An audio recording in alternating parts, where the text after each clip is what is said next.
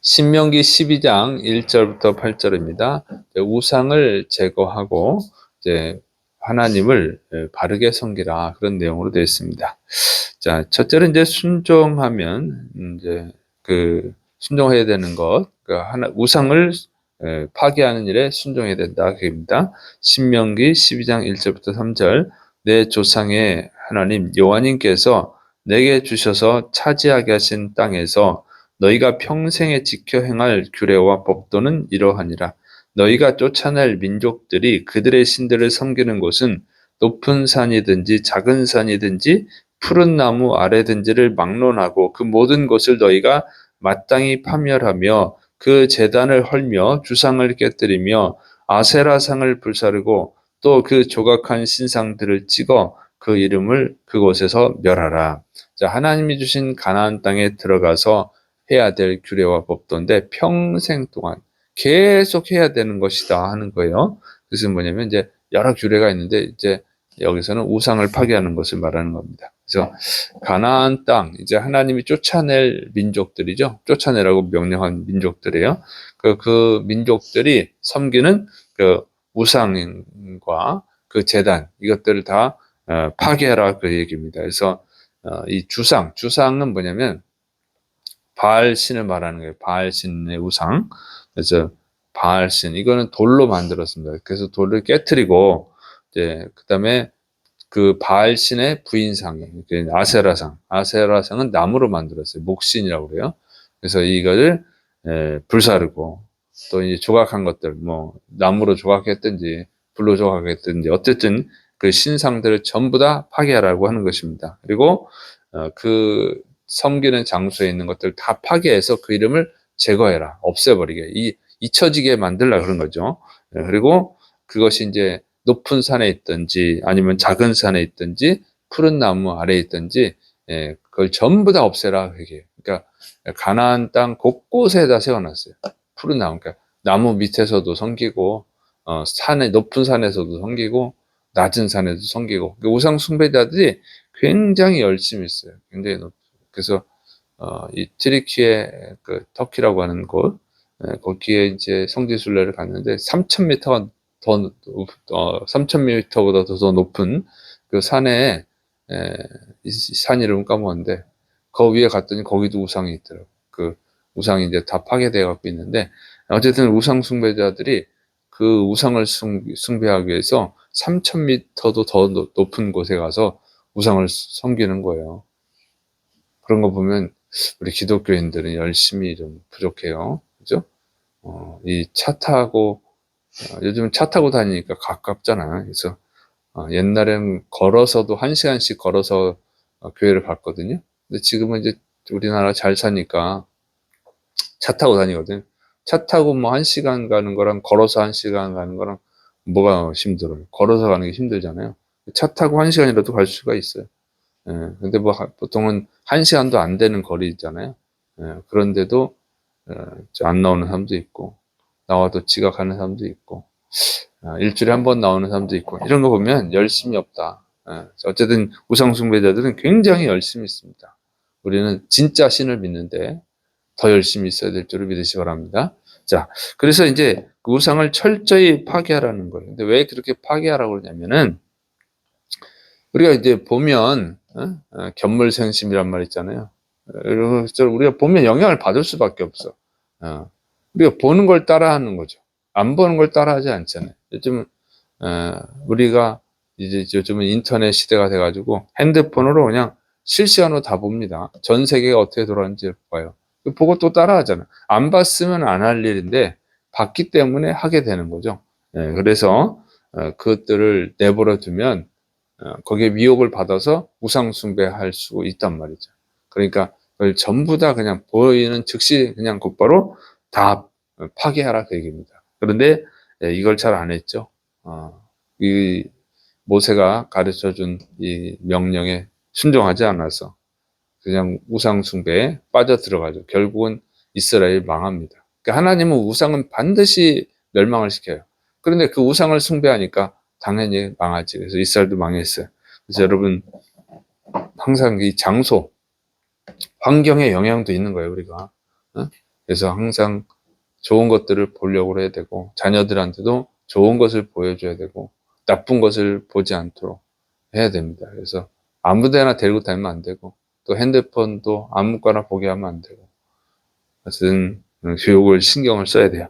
자, 두 번째는 이제 하나님이 지정하신 장소에서 하나님을 섬기라는 내용입니다.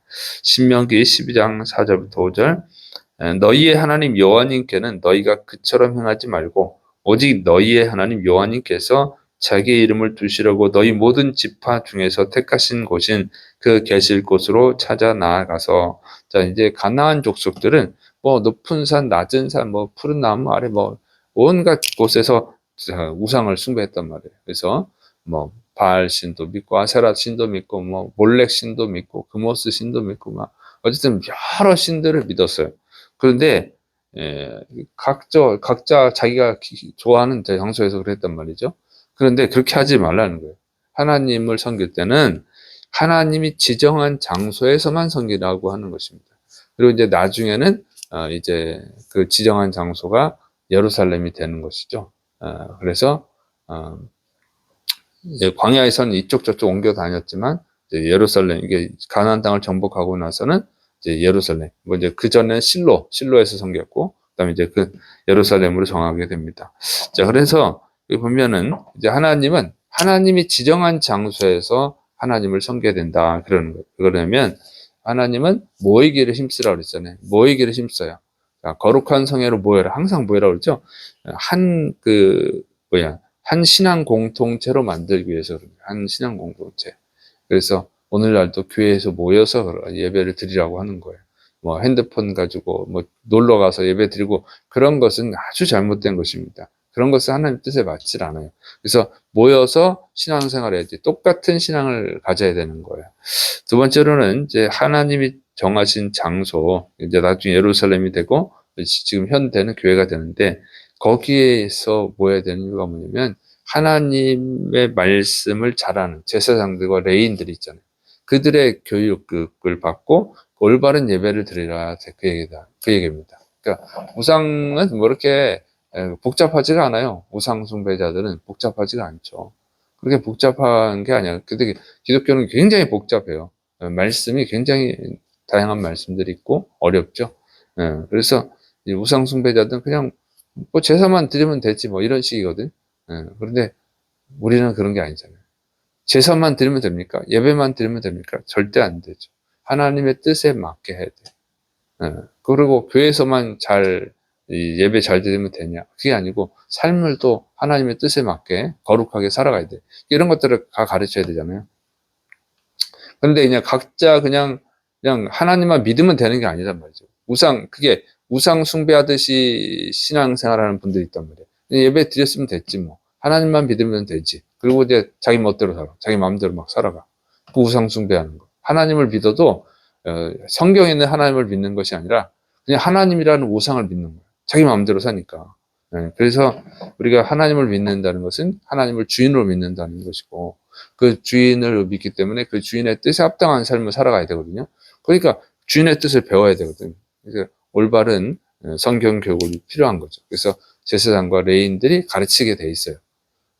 그런데 그냥 각자 그냥 온 천지에 그냥 니네가 있는 장소에서 편한 데서 예배 드려라 그러면 어떻게 되겠어요? 우상 숭배자들이 되는 거예요. 하나님 여호와라고 하는 신을 믿는 우상 숭배자가 되는 거죠.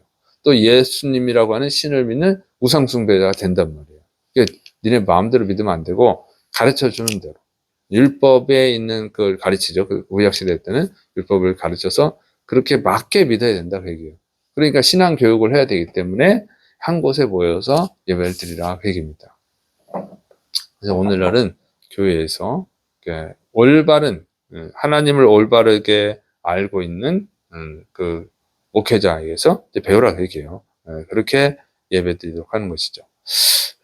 그 다음에 이제 예배 드릴 때는 온 가족이 같이 하나님을 섬겨야 된다 그 얘기입니다. 신명기 12장 6절부터 7절. 너희의 번제와 너희의 제물과 너희의 11조와 너희 손의 거제와 너희의 소원제와 낙헌 예물과 너희 소와 양의 처음 난 것들을 너희는 그리로 가져다가 드리고 거기 곧 너희의 하나님 여호와님 앞에서 먹고 너희의 하나님 여호와님께서 너희의 손으로 수고한 일에 복 주심으로 말미암아 너희와 너희의 가족이 즐거워할지니라.